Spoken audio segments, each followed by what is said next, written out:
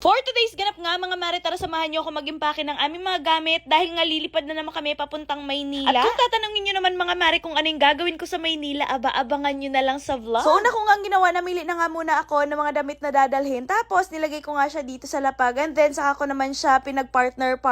Ganito talagang ginagawa ko mga mare kapag ka nagta-travel ako. Talagang pinagpa-partner ko na yung mga susuotin ko para hindi na ako mahirapan pagdating ko dun sa ruta. Ilang araw nga lang din pala kami doon sa Maynila mga mare. Marami lang din talaga ako nga asikasuhin doon at meron nga din akong gagawin. Kaya abangan nyo na lang. Charing.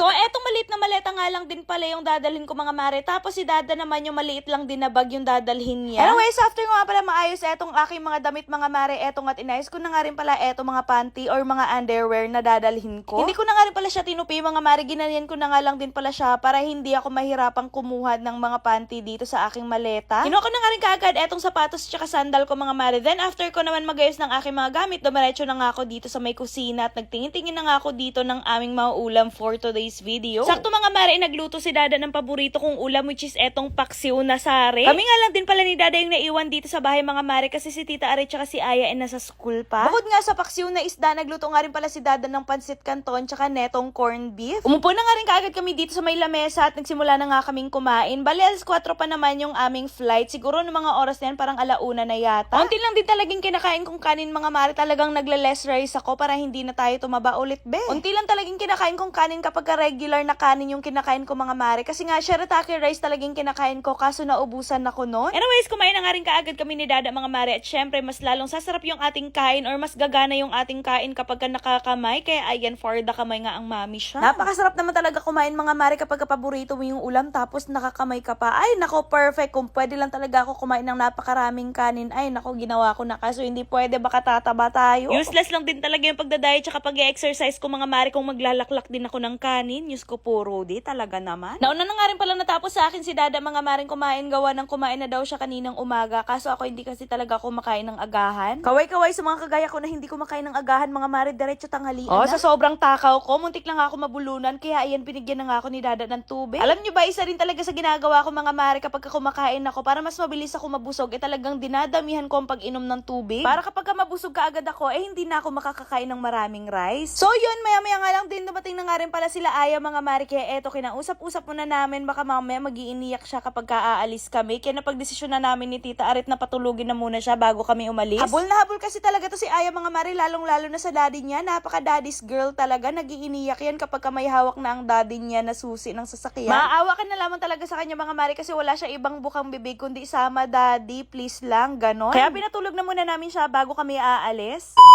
Gusto niyo ba magkaroon ng 500 pesos? So wag niyo lang i-skip itong video na to dahil for today's video, mamimigay tayo ng 500 pesos sa mga magre-register ng PH Minds na nasa comment section yung link. Pero bago yun, ipapakita ko na muna sa inyo kung paano ako nananalo at naglalaro dito. Dito nga pala sa PH Minds guys, marami nga palang games na pwedeng pagpilian. Pero usually, dito talaga ako naglalaro sa may Super Ace dahil napakadali lang talaga maglaro dito. So play lang tayo, papakita ko sa inyo guys. So ayun, magtataya lamang tayo dito ng kahit 500 pesos. And ngayon, titingnan natin kung mananalo tayo. So, yan, tumaya lang ako ng 500. And let's see kung mananalo tayo ngayon. Let's go! Tumaya lang ako ng 500 pesos. Mananalo kaya tayo ngayon. Ay! 150! Ay, Oy, 75! Nanalo ulit tayo ng 75! Ay, 100! 100! Malapit na natin. Ay, 25! Oh, not bad. Not bad. 25 pesos. Not bad. Eto na! 1,200! Ang laki Hala, 100! nun. Ang laki! Ang laki nun eh. Ang laki!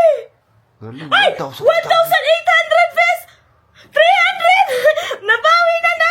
Hala! 675! Ay! 125! Ang laki. OMG! Kaya sa mga gusto manalo, ay 300! Kaya sa mga gusto manalo at mag-register guys, nasa comment section yung link. I-click nyo lang yan. Tapos kung may proof kayo na nag-register kayo, mamimili ako ng mabibigyan ng 500 pesos! Ayan o! Big win! Oh my God! Kaya na pa hinihintay nyo mag-register na kayo, mamili ako ng mabibigyan ng 500. Go!